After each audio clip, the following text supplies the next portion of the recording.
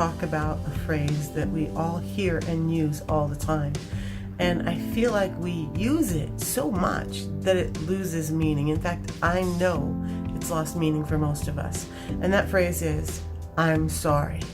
So often we use it as a get out of jail free card, or a I don't have time for this card, or whatever you want to think of. But saying I'm sorry no longer has the weight it should have behind it many times. So let's think about that. The quote today was, I'm sorry is a statement. I won't do it again is a promise. And how can I do better is a responsibility.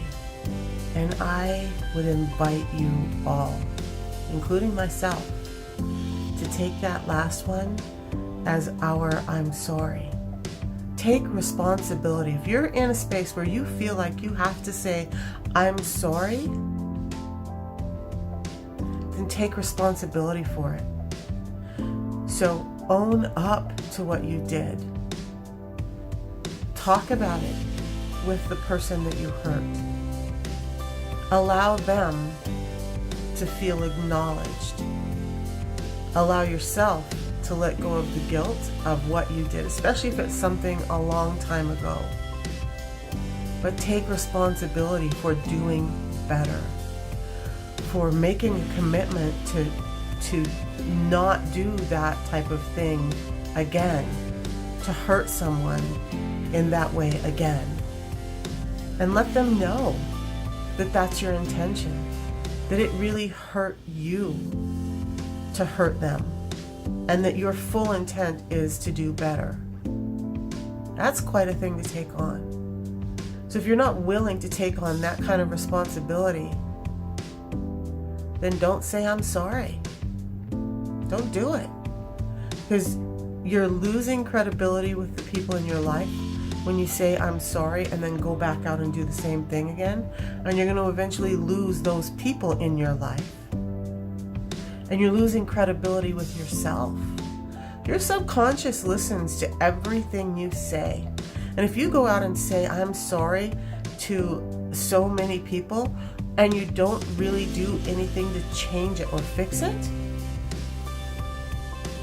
then that starts to sit in the subconscious and change how you act in the world. And so give some thought about how you want to present yourself, who is important to you, and how you really want people to feel about you, and how you want people to feel when they're interacting with you. We all make mistakes. We've all had times in our lives where things just weren't right, and maybe we weren't in a healthy space, and we all have something to say I'm sorry about. First off, as human beings, we all have a different point of view about things, and sometimes somebody's hurt because of a misunderstanding. So sometimes I'm sorry is I'm sorry I hurt you. There must have been a misunderstanding because this is what I really meant, and I never intended to hurt you. Sometimes there's that kind of I'm sorry too. So think about your I'm sorries. Are you using it as a crutch, or are you really meaning it and taking responsibility for the actions you've done? Now for me, I am just going to full out say, in my healing process, there were times in my life where I was so unhealthy, there's not enough I'm sorry's that could cover it.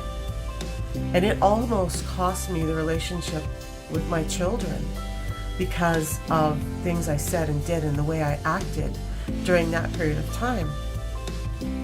So I finally had to sit down and talk to them and say, I'm really sorry. And I would never do that again. And if we look at my life now, I've not acted in those ways now.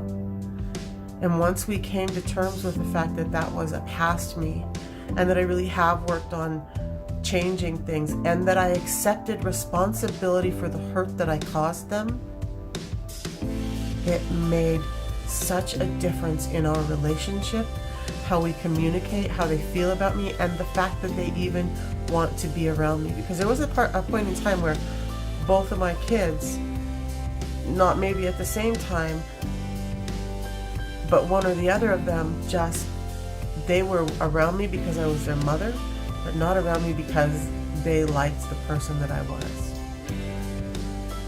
So find your I'm sorries, use them where they're appropriate, back them up with the responsibility of your change and your commitment to not hurt that person again.